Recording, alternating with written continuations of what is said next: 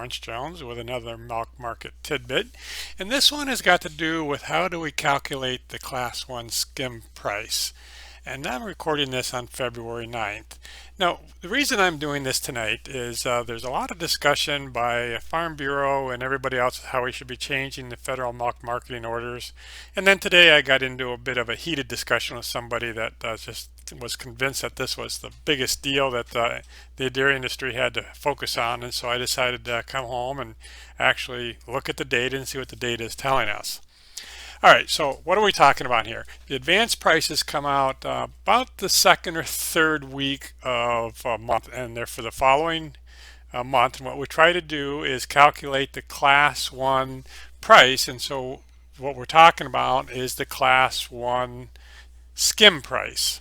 And right now the system is we take the average of Class 3 and Class 4, and we can talk another time about how that's calculated, add 74 cents to it and come up with 11.83, and so that's what the current system is for calculating the base 1 skim price. What everybody's all concerned about is somewhere back in 2019 they changed it, and the old system was the higher of Class 3 or 4, and then that was the skim price. And the reason that they changed it into the new system is they looked across a period of time and said, normally it's about 74 cents above the average, and over time that ought to be taken care of and not a big deal. So let's see what the data has got to tell us about all this. All right, so here is a graph of the Class 1 skim price. The orange color is the old system and the blue color is the new system. And there's no doubt during the pandemic that was just crazy. It was just a huge difference between the new system and the old system. And I'm going to argue that we just got to forget about that. The 80s are over. They want their t-shirt back, and the pandemic is behind us. Let's kind of forget about that. And so now let's just focus on what I call the kind of more normal times, and I'll show you this is not entirely normal, but we're going to start in February of 21 and go on out. And in fact, the new system is about 28 cents a hundredweight worse than the old system. And so everybody, yeah, why did we change? And so there's a couple more things to be thinking about this, and the big area is right in here.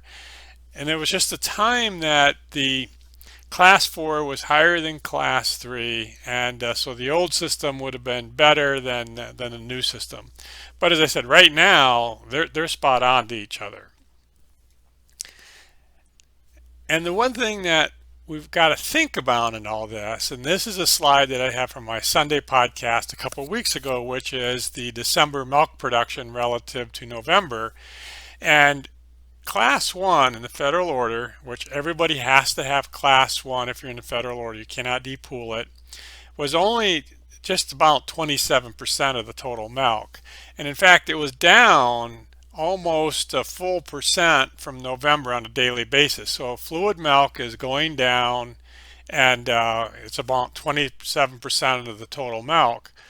So what I did is say if we're at 28 cents in favor of the old system, but it only represents 27% of the total milk.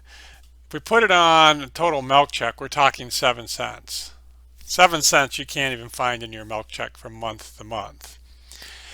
And so my argument is this is not a huge issue in the industry, and it should not be kind of held up as one of the major reasons that we have to reform the federal milk marketing order, because it really does not hurt the dairies very much. But there's a couple of reasons why we ought to keep it.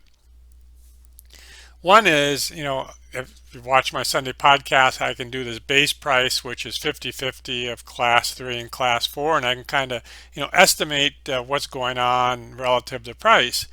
But if all of a sudden we have Class 1 where sometimes it's more dominated by Class 4, sometimes it's more dominated by Class 3, this data is going to get really noisy. So as we're doing budgeting, out into the future, it's going to be really hard to know how to pull those numbers together as to, the influence of either 3 and 4. Now, the one thing that is really bothering me about a lot of things in the federal milk marketing order changes is it always goes along the line of, this will put X amount of dollars into the dairyman's budget. Now, I'm not anti putting money into the dairy's budget. I mean, they support a lot of the stuff that we do.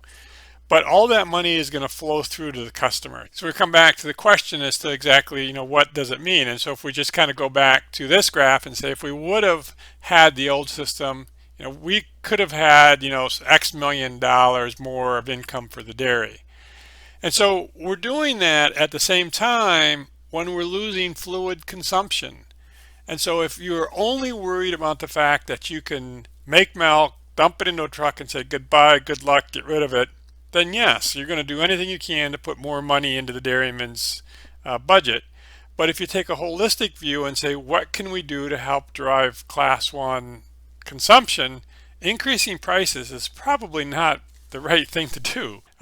So that's it for me. That's my comments. This next week, we're actually going to get the statistical uniform prices and we'll have a better look at the federal order.